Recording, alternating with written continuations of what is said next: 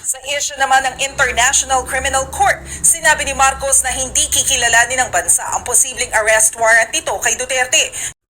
Welcome back sa aking YouTube channel. Para sa mga first time ako nanonood, click mo na yung Jerry's TV video. Anyway guys, wala nang bayad o libre lang. Tulong mo na lang din sa kapwa mo. Alright, thank you very much po. So topic natin for today's video, PBBM, hindi raw isusurrender itong si Duterte sa ICC. Yan guys, yan ang mga laman ng balita ngayon. Dahil pagkatapos nga niyang pumunta ng US, di ba? Trilateral ng Japan.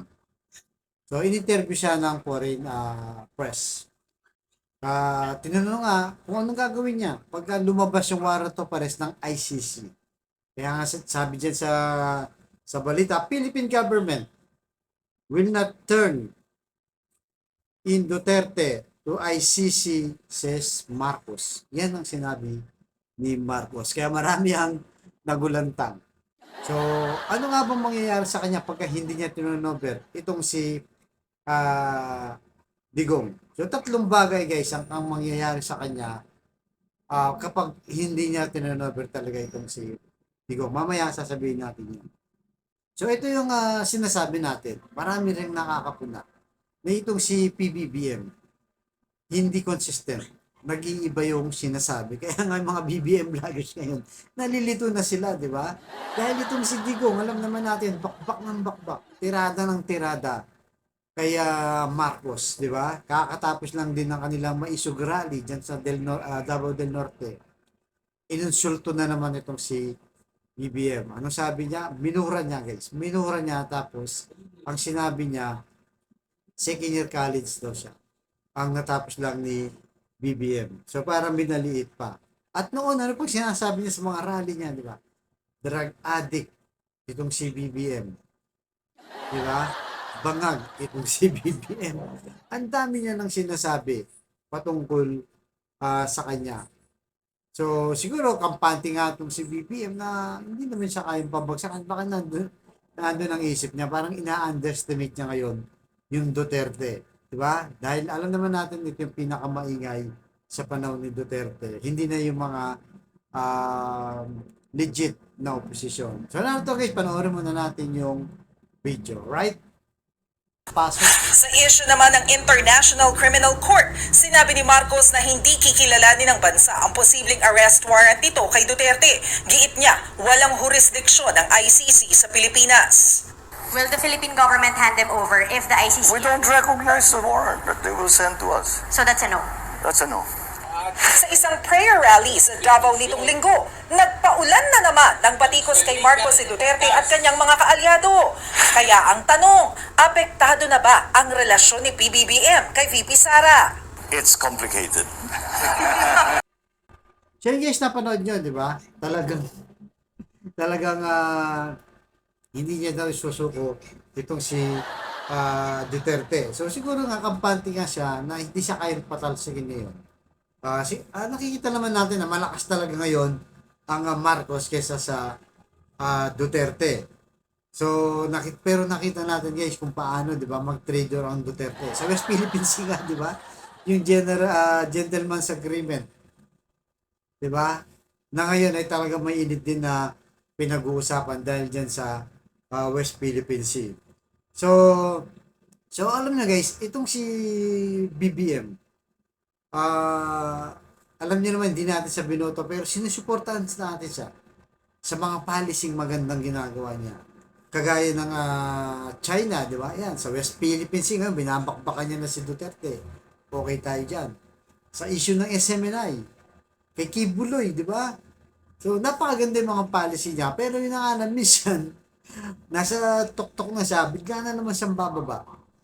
Kagaya nga nito, dahil nga tinanong nga yung ICC, yung stand niya ay sablay din, parang kay Sara, di ba? Pinagtanggol pa niya si Sara nung tinanong din siya kung ano nga ang nangyari sa kanya. Ay kung ano nga yung estado nila ni Sara. Lalo na yung usapin sa West Philippines na no comment, sabi niya, di ba? No comment lang daw si Sara. Sabi niya, hindi niya role yan. Bilang DepEd Secretary, bilang Vice President, hindi niya role yan, sabi niya. Pero kung titignan natin guys, di ba? Sabihin natin hindi DepEd, hindi Vice President, bilang isang Pilipino, wala ka man lang masabi na, di ba, sa West Philippine Sea, hindi mo man lang kinukundina. Eh yung nagtitinda nga sa palengke guys, nagtitinda ng kamatis, ng isda, pag tinanong ko sa West Philippine Sea, matibay ang kanilang paninindigan eh. Ano sabi nila, atin ng West Philippine Sea. Ganun, di ba? Kinukundina natin yung China. Pero kay Sara, wala pa rin. Pero yun na nga, pinagtanggol pa rin ni BBM. Sabi ng iba, baka daw strategy lang ni BBM to, o laro lang nito, para sakyan lang itong si Sara. Hindi natin alam guys, hindi natin alam mangyayari din yun. So yun nga guys, di ba? Kasi sa panahon yun, marami sinasabi ang kampo ni Duterte. Nandiyan na yung lumabas na yung gusto nilang magkudeta, di ba? Na yung mga naunang nakaraang buwan, naririnig natin yan na gusto rin nilang pabagsakin itong si BBM. At talagang lantaran na, di ba? Kakatapos lang nung may issue rally nila na, di ba, sabi ni Alvarez na simple lang, nananawagan siya sa AFP na mag-withdraw ng suporta yung kasundaluhan dito kay BBM. Yun lang ang tanging paraan. Sabi niya, parang bumagsak si Marcos. Wala na siyang magagawa. So, lantaran na, guys. Bilang isang presidente, di ba, iniinsulto ka, pinapabagsak ka, dapat kumilo siya. Ito yung nakikita ng iba na lumalabas yung pagka-weak leader niya. Kaya tayo guys, hindi tayo masyadong nagiging solid, di ba? Kay BBM dahil nga sa mga ganito. Akala mo okay na sana, di ba? Nung bago siya umalis papuntang US, di ba? Sa trilateral meeting niya, di ba? Sabi ni kay Digong, magpaliwanag ka, di ba? Kung ano nga ba ang laman ng gentleman's agreement, wala kami makita ni record. So akala na tao, tuloy-tuloy na yun. So yun na nga, pagbalik niya, tinanong yung ICC, wala daw jurisdiction ang ICC sa ating bansa. Eh paano naman yung mga biktima, di ba? At isa sa mga pumirma sa ICC na di ba, naging senador siya. At ngayon, bakit gano'n ang kanyang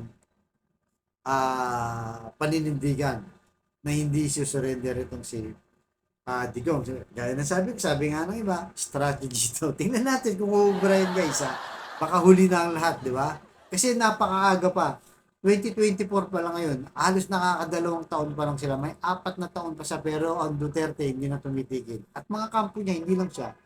Sila Alvarez, sila Roque, Panelo, lahat yan tumitira. Si Baste, di ba? So lantaran na talaga. Malayo pa talaga. So sabi niya, maayos naman daw yung batas natin dito sa Pilipinas, umiiral naman daw. Kaya wala daw jurisdiction ng ICC. Pero pag tinignan mo, di ba, yung mga high profile, kagaya ni Bantag, hanggang ngayon hindi pa rin nahuhuli, di ba? Mag-isang taon na yata may yung warrant of arrest niya. Si Tevez naman, nahuli na pero hindi pa rin may pabalik dito sa Pilipinas. Si Kibuloy, ngayon, nahanap pa rin. So wala pang nasusolusyonan sa mga high profile. Ganyan ba yung batas sa atin? Lagi na lang delay. So ano nga ba magiging, ano nga bang mangyayari kay BBM kapag hindi niya sinurrender itong si Digong? So number 1, banta si Duterte sa kanyang pagka-presidente. Alam naman natin yan guys, lantaran na. Even si Baste, ano sinasabi ni Baste, diba? Si Pulong, pinagre-resign yan. Itong si BBM, di ba? Hindi siya, sabi na, kung wala ka mo nasakit sa bayan mo, mag-resign ka na. Talagang binabakpakan na siya ng kampo ni Duterte. So, ang lumalabas ngayon guys, nagiging sakit ng ulo ni BBM itong si Duterte. Kaya pag hindi niya sinurrender, pag lumabas ang warrant of arrest, di ba, hindi yan titigil. Hanggat hindi mapapabagsak. Kasi nga, ang Vice President, si Sara, ang makikinabang yung anak ni Digong pagka napabagsak na itong si BBM. Di ba? So, siya yung maingay ngayon. Dinaig pa yung legit opposition. Di ba? Na mga dilawan na sinasabi, nakakamping o.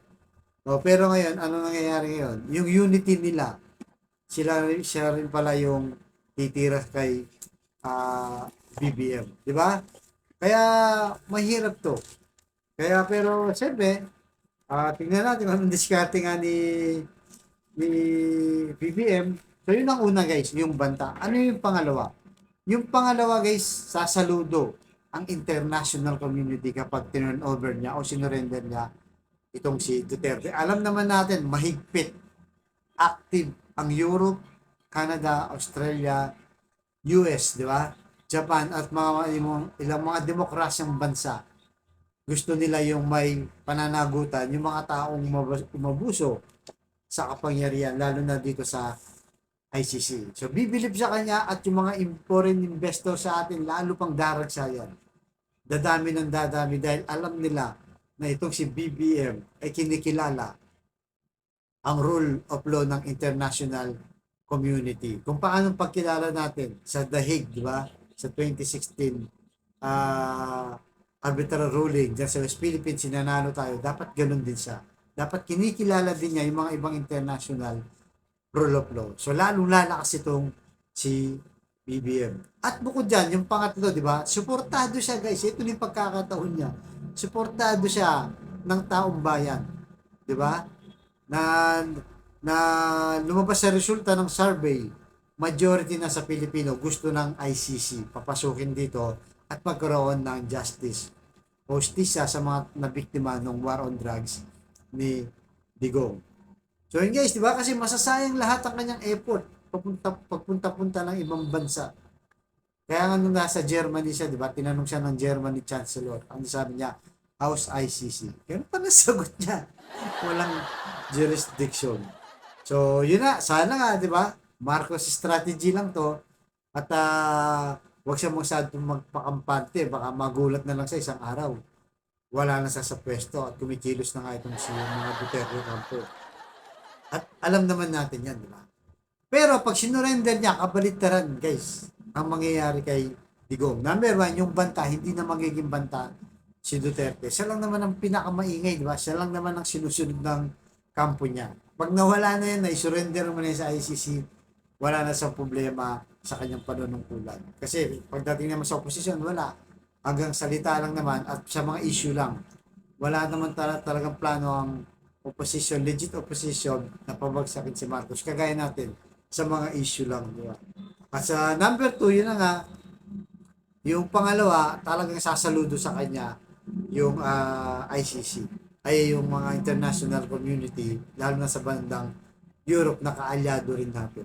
At yung number 3 nga, matutuwa ang taong bayan. Hindi madidismaya sa kanya kapag ginawa niya. Dahil ka na-survey nga, di ba? 55% alam. So, inaasahan na ng tao, papapasukin na yung ICC at isusurrender na nga itong si Digong. So, kayo guys, ano masasabi nyo sa hindi pagpayag ni BBM sa pagpasok ng ICC at pag-surrender dito kay Digong? Malaya po kayong mag-comment dyan sa baba. Alright? So, hanggang dito lamang po. Ako naman sa sunod ng vlog.